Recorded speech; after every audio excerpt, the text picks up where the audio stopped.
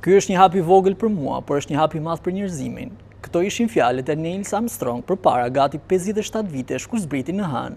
Ndërkohë sot, një program i ri i quajtur Artemis 2 është rikthyer sërish në hënë. Po për të folur për këtë temë kaq interesante, unë do të kemi një intervistë astrofizikantin, profesorin Claudio Pescini. Profesor, është një kënaqësi të flasim fillimisht për një temë që ka tërhequr vëmendjen e gjithë botës. Edhe duke qenë se 4 astronautët e kanë bërë tashmë xhiron për rreth hënës dhe janë duke u rikthyer në tokë. Fillimisht do të pyesja çfarë është ky program, programi Artemis 2? Së pari faleminderit për intervistën. Në fakt shpresojmë tashmë që shpreha e radhës të jetë edhe më bombastike, po për këtë do të presim edhe pak. Neil Armstrong ishte pjesë e programit Apollo. Programi Apollo kishte një veçanti që u konceptua dhe u zhvillua gjatë luftës së ftohtë në kulmin e garës për hapësirën. Dhe qëllimi i programit Apollo ishte të jepte përgjigje një pyetje shumë të rëndësishme. A mundemi ne si njerëz të zbresim në hënë? Dhe kjo u realizua me sukses plot 6 herë. Ndërkohë, programi Artemis është vazhdimi, ta themi kështu në një gjuhë më moderne dhe për të rinjtë është upgrade, sepse nuk është qëllimi më të rikthehemi në hënë për ta pushtuar ose për të vënë këmbët në sipërfaqen e saj, por tani është të rikthehemi në hënë për të qëndruar. Sigurisht kjo është një sipërmarrje shumë e guximshme dhe pa diskutim do kërkojë shumë më tepër kohë, shumë më tepër resurse dhe shumë më tepër guxim se sa programi i shkuar. Por në rastin tonë ajo që ndodh është kjo, që ky program ka për qëllim që të hedhë më në fund bazat e qëndrimit të përhershëm në hënë. Dhe kulmi i këtij programi pa diskutim do të jetë ndërtimi i bazës së përhershme në hënë, që do të shërbejë më pas si edhe piknisje për misionet në Mars apo edhe në pjesë të tjera të sistemit diellor.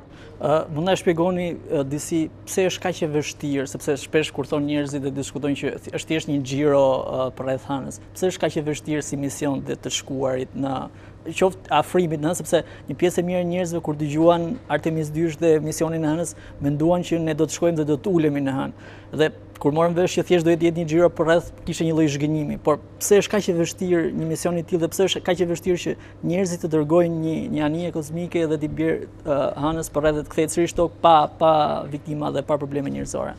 Në fakt duhet zhgënjyese sepse jemi në fazat e para.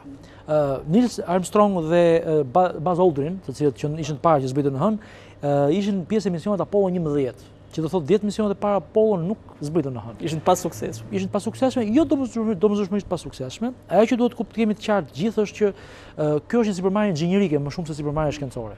Kështu që në këtë kuptim, kur njerëzit të zbresin në hënë që të eliminojnë çdo lloj problematike, do të jemi jo 100% sigurt, mundësisht 200% sigurt, 300% sigurt. Pra do të jemi të sigurt që çdo gjë funksionon në mënyrën e duhur. Sepse një nga problemet më të mëdha të sistemeve inxhinierike është që ne mendojmë se çdo pjesë e sistemit kryen detyrën e vet, por a është vërtet kështu? A e kryen në mënyrë të saktë vërtet detyrën e vet çdo pjesë e sistemit të plot inxhinierik? Për shembull, a është moduli, po themi, i shpëtimit, a është funksionon siç duhet? A janë sistemet jetësore funksionale siç duhet? A janë për shembull sistemi i tualeteve është funksional siç duhet? Ishte një nga sistemet që pati probleme. Sigurisht. Po, okay, ai është, po themi, rast pacient edhe mund të bëhet, po tani imagjinoni të ishte një sistem më vital, çfarë do ndodhte. Pra, misioni Artemis 2 është në fakt prova gjenerale, prova e përgjithshme para mbrëmjes gala që do të jetë zbritja në hënë, që është misioni Artemis 3. Por nëse ne na u deshën 10 misiona Apollo për të orbituar rreth hënës, tani na duan çfarë? Na u deshën vetëm 2 misione Artemis për të orbituar rreth hënës. Pra, ne kemi bërë, si thua, këtë gjë 5 herë më shpejt, ta themi kështu në numër misionesh. Kjo do thotë që ne kemi mësuar nga e kaluara dhe ne nuk po nisim nga zero. Një provë tjetër që ne kemi qenë në hënë, se ndryshe si do dimë ta bënim gjë të tillë. Kështu që nuk është problemi për të shkuar në hënë dhe për të zbritur. Problemi është që ti nuk do që nga 10 misione 6 i dështosh, sepse janë 12 apo 24 jetë njerëzish që sigurisht nuk kanë kthim brava, por më rëndësishme është ne duhet mundohemi që njerëzit i motivojmë, jo ti demotivojmë. Dhe në momentin që ti ke probleme të tilla, tregon që e para nuk je plotësisht serioz në gjërat që bën dhe ti bësh demotivues, jo motivues. Dhe nëse ka vdekje, njerëzit sigurisht tentojnë të largohen kësaj lloj sipërmarrje në vend që ta përqafojnë atë. Kështu që siguria ose më saktë të qenit të sigurt nuk është kurrë tepërt. Kam thënë në një vend tjetër, NASA preferon të ecë me hapat e breshkës për hapat të sigurt, sepse kjo është mënyra më efektive dhe më e mirë, jo thjesht për të justifikuar programin, por edhe për të motivuar njerëzit që të vazhdojnë me këtë lloj programi, sepse problemi më madh me një program kërkimor shkencor është mbajtja e tij gjallë, është mbarvajtja e tij. Kështu që kurrë nuk është e tepërt siguria dhe kontrolli. Po kam përshtypjen që është në raport me konceptin për shkak se hapësira është një terren shumë i vështirë dhe shumë i ashpër, nuk është i njëjtë me atmosferën tokë dhe shpeshherë njerëzit këtë gjë nuk e dallojnë ose nuk bëjnë një dallim të tillë. Në fakt, unë uroj dhe shpresoj që ky mision na bëj të thrasim mendjen sa i përket tokës. Sepse nëse ne në hënd kemi nevojë për gjithë këto sisteme sigurie vetëm për të shkuar atje, ne nuk kemi nevojë për gjëra të tilla në tokë. Pra në tokë ne mund të shkojmë nga pika A në pikën B, sigurisht mund të doj kohën e vet, por prapë është shumë e lehtë kur hypim në avionit, nuk besoj se merr ndonjëherë një tutë kozmike, sepse është e panevojshme, nuk ka nevojë për të. Kështu që sigurisht kjo tregon që hapësira është një fushë e minuar, ta themi kështu. Hapësira nuk është as pak e sigurt për ne, nuk është as pak mirë pritset për ne. Në hapësirë ka shumë rrezatim kozmik, që është dekeprues për ne. Ka shumë grimca të cilët lëvizin me shpejtësi të lartë dhe mund të jenë shkatërruese, kanë aftësi ta penetrojnë dhe muret e kapsulës nëse nuk është ndërtuar siç duhet. Është e mundur që diçka të shkojë keq dhe të përplaset anija, të humbas kursin, të përplaset në hënë, në vend që të zbresë në hënë, sepse dritaret teknike, po themi, të shpejtësisë së hyrjes janë mjaft të vogla dhe mjafton një gabim i paqëllimshëm sigurisht dhe pasojat mund të jenë katastrofike. Kështu që faleminderit që përmendën këtë gjë, është e vërtet, ne shpeshherë harrojmë se sa e rrezikshme është hapësira dhe sa e sigurt është toka në një farë mënyrë. Besoj se për të bërë një lloj kështu edhe për shikuesit një lloj imazhi, duhet të kenë parë filmat Gravity ose Interstellar që një gabim i vogël mund të fusë një lloj qerthulli shumë të rrezikshëm. Ato në fakt, sigurisht janë realizime artistike, por në fakt nuk janë larg të vërtetës. Është shumë e vërtetë ajo që mund ndodhi, sepse me që përmendën edhe këtë kalimin pas hënës që astronautët ishin efektivisht në terr komunikimi, aty kanë qenë vetëm ato dhe Ania, vetëm ata dhe Ania. Tani imagjinoni 40 minuta. Rreth 40 minuta. Është pjesë e emisionit, kuptohemi, nuk ka qenë diçka e papritur. Por tani imagjinoni sikur diçka të shkojë keq për 40 minuta. Kush do të ndihmojë ata njerëz? Se nuk është fjala vetëm për këta njerëz specifikisht, ideja është për të gjitha misionet e ardhshme. Dhe nëse është e pasigurt, kush do dojë të bëhet me astronaut. Kështu që në një farë kuptimi hapësira është tejet e rrezikshme dhe siç e thatë dhe ju me shumë të drejtë, ne nuk jemi të mësuar me hapësirën dhe nuk e kuptojmë se çfarë do thotë të thosh në hapësirë, sigurisht. Ne jemi mësuar me tokën dhe është shumë e sigurt dhe shumë e rehatshme, por në hapësirë është krejt tjetër gjë, krejt tjetër histori.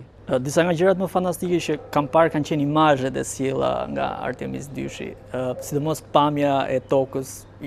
Shumica prej nesh ka mundësi ta shikoj vetëm përmes pamjes digjitale ose përmes pamjeve grafike, por 4 astronautë kanë qenë ndoshta momentalisht të vetmit njerëz jashtë tokës, ndërkohë që gjithë globi blu dhe i bardhë i fotografuar me një aparat Nikon, eklipsi i diellit dhe shumë pamje të tjera që ne nuk kishim mundësi të shikonim. Çfarë ka ndryshuar së paku nga viti 72 kur këto pamje janë sjell për herë të fundit? Sigurisht cilësia e kamerave është jashtëzakonisht shumë më e lartë. Ju tha një kamerë Nikon, po ajo është një kamerë Nikon e prodhuar posaçërisht për këtë mision. Kështu që cilësia e imazhit shumë e lartë, rezolucioni shumë herë më i lartë, ngjyrat shumë të po themi shumë besnike ndaj realitetit. Por unë mund të them, ju thoni me shumë të drejtë imazhet e tokës, por unë mund t'ju them juve imazhet e hënës, detajet e jashtëzakonshme. Domethënë shumë e gjallë, shumë e bukur se sa imazhet e së shkuarës dhe shumë e detajuar. Me siguri, nëse sigurisht uroj që ky mision të shkojë shumë mirë, me siguri misioni Artemis 3 që do shënoj dhe uljen e njerëzve për herë të parë mbas 58 vitesh tashmë në sipërfaqen e hënës, do sjellë shumë tepër gjëra, sepse parashikohet që ata të qëndrojnë për 6 deri në 7 ditë, për gati një javë. Një ekskursion me fill të funditës, po ta mendoni kështu, dhe sigurisht imazhet do përcillen ata do jenë mbase surreale për ne, po vërtet shumë interesante, do jetë shumë interesante ajo që do shohin atje dhe ajo që do sjellin nga atje.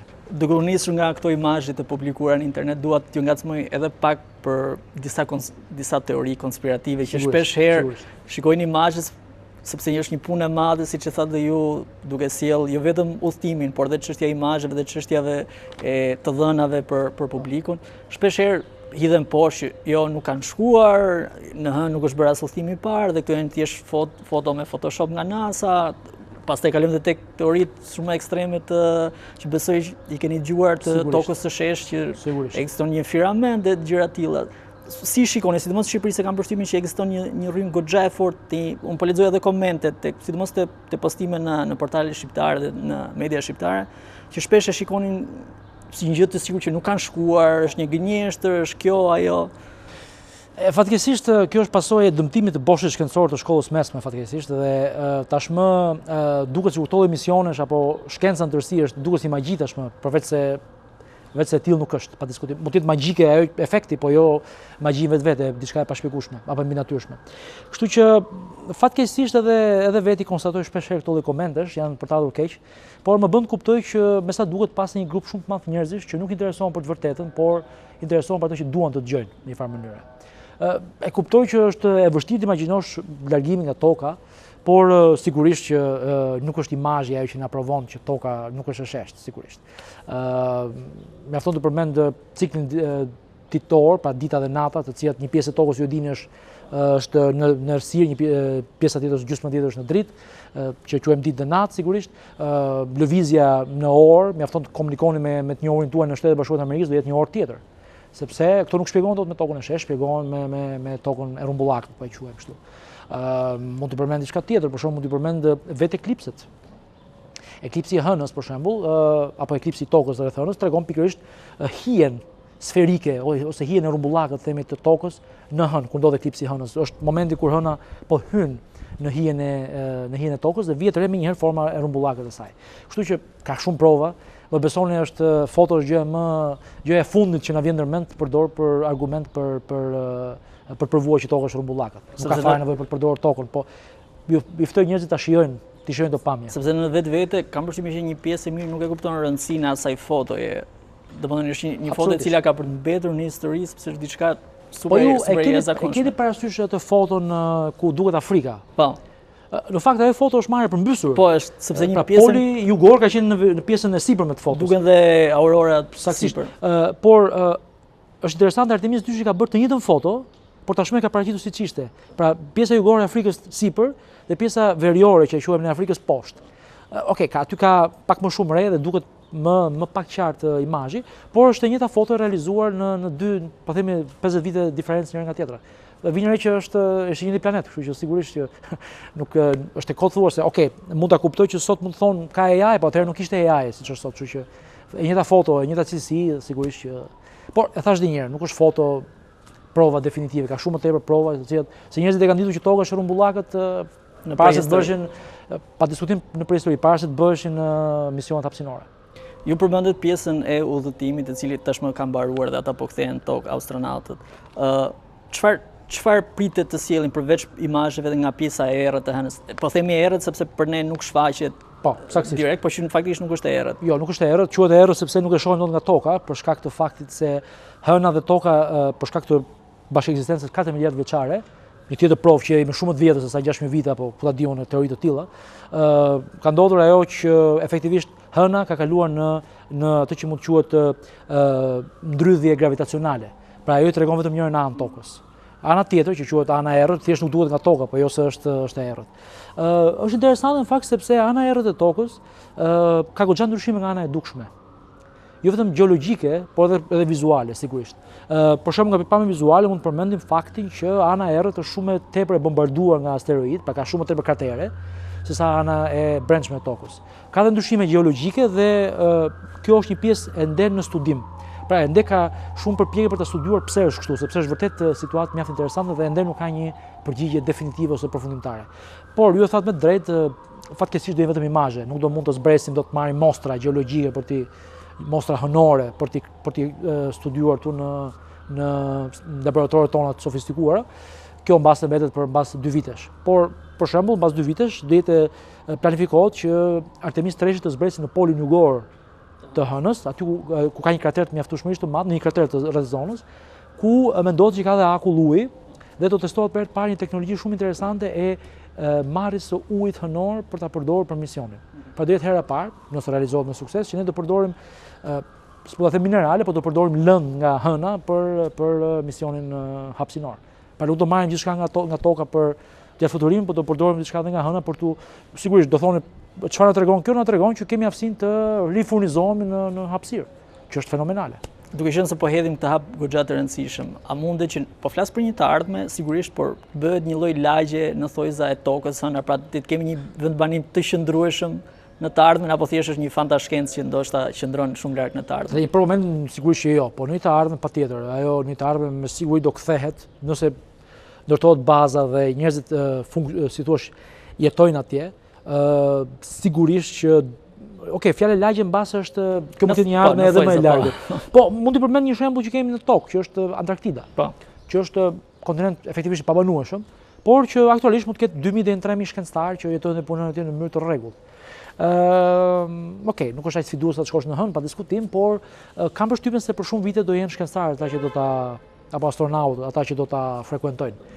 Edhe ndonjë njëri shumë i pasur që jo vetes këto lloj eksesësh dhe me shumë mundësi do ta blej biletën për atje. Me siguri do jetë një turist i parë i hënës apo i dytë i hënës. Duke folur për njerëzit e pasur, Elon Musk ka bërë një lloj basti dhe shpesh herë flet për një lloj popullimi të Marsit. Sa reale është një gjë e tillë? Shikoni, popullimi i Marsit është, okay, po ta marrësh nga pikpamja planetare është më e mundur se popullimi i hënës. Paktën ka një atmosferë, shumë të hollë, por ka një atmosferë. Pra nuk është aq jo miqësor sa hëna. Por unë e shoh sfiduese personalisht, kjo është po themi opinioni im në këtë aspekt. Unë e shoh goxha sfiduese, sepse të mbash jetën njerëzore është shumë e vështirë, që nga ushqimi, uji i pishëm edhe gjithçka tjetër. Mbrojtja nga rrezatimi e kështu me radhë, temperaturat e ulta të Marsit e tjera. Kështu që unë nuk e shoh aq të kollajshme, por do doj mbas 1 ose 2 shekuj derisa ne të jemi në gjendje të shkojmë atje dhe të kemi në fakt misione të rregullta për në Mars, sepse ndryshe nga hëna që do rreth 3 ditë me teknologjitë e sotme, me teknologjinë e sotme gjithashtu po të shkojmë në Mars do rreth 22 muaj. Po. Që është kohë shumë e gjatë. Që edhe dërgimi i njerëzve është shumë i vështirë. Shumë i vështirë. Kështu që prandaj edhe ata që edhe Elon Musk e ka bërë vetë këtë lloj sfide, me sa di ka qenë një djalë nga Kosova që është pranuar. Ata kanë pranuar që tiken me idenë që mos kthehen më. Domethënë është një bilet. Pra ti janë banor për hershëm, vetëm vajtje efektivisht për momentin. Por sigurisht sfidat janë shumë të vështira, shumë të mëdha për vajtjen në Mars se sa vajtjen në hënë, pa diskutim. Momentalisht astronautët janë duke u kthyer. Si do bëhet kalimi, zbritja në tokë? Zbritja në tokë ato po kthehen nga hëna, nga orbita rrethënore, po degën pak a shumë një trajektore të ngjashme me atë të vajtjes, do futen në orbitë toksore, do ulen ngadalë dhe pastaj me sa ditë do zbresin në oqeanin paqësor. Si në filmat që kemi parë, si zakonisht. Kjo është zgjedhje tipike e NASA-s. Sovjetikët ishin shumë të aftë sepse i ulin në tokë, po këta kanë zgjedhur të ulin në det si gjithmonë në oqean. Por me siguri do jenë shumë të mirëpritur nga udhëtimi i tyre historik. Kjo është e sigurt. Profesor, do t'ju pyes edhe pak nga ana filozofike, njerëzore, shoqërore.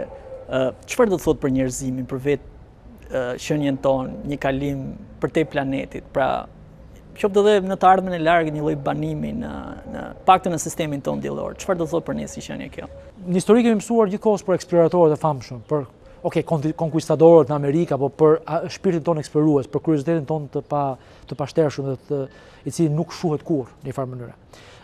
Mendoj se kjo tregon pikërisht këtë gjë, që ne me sa duket fatmirësisht ende kemi shpirtin e zbuluesit, shpirtin e eksploratorit, kemi kuriozitetin tonë i cili me sa duket shkon përtej tokës tashmë. Pasi kemi arritur të popullojmë efektivisht çdo pjesë të tokës, nga pikpamja filozofike ne vazhdojmë përpara, ne nuk ndalemi dhe tani kërkojmë të eksplorojmë dhe hapësirën. Ky mbetet kufiri i fundit themi ne për të eksploruar, hapësira është për ne është pothuajse pafundme efektivisht, por ideja është që kjo tregon nga pikpamja filozofike që me sa duket ne nuk mbetemi më të kufizuar nga në ëndrat tona, nuk jemi më të kufizuar nga toka, por shohim përtej. Ju përmendët të hëna lagje e tokës, një jetë permanente në Mars, kështu që me sa duket ne mund ta eksportojmë atë që na bën njerëz, ta eksportojmë edhe në pjesë të tjera të universit.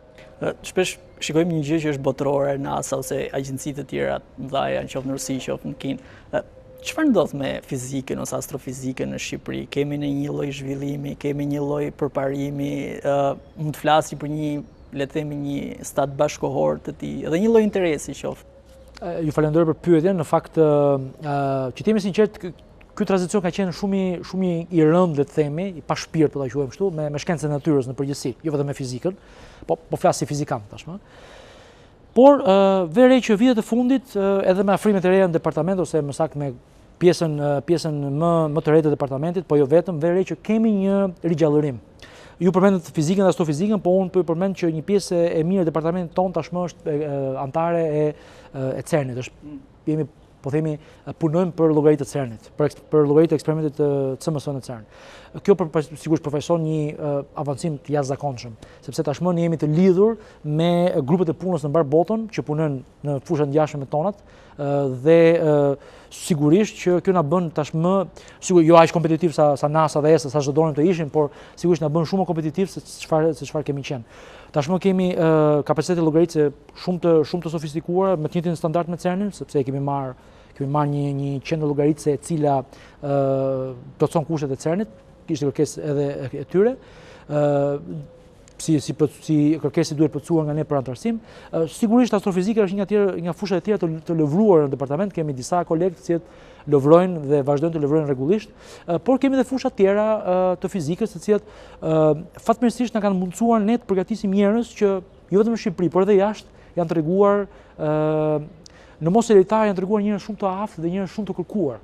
Shumë prej studentëve tanë, për shembull, që kanë mbaruar bachelorin apo ciklin master shkencor në departamentin tonë, tashmë i ke kërkues në institucionet më të rëndësishme botërore, jo vetëm CERN, por ka dhe shqiptarë që kanë shkuar në NASA, kështu që sigurisht puna e departamentit, puna historike e departamentit është reflektuar me kuadro shumë të përgatitur.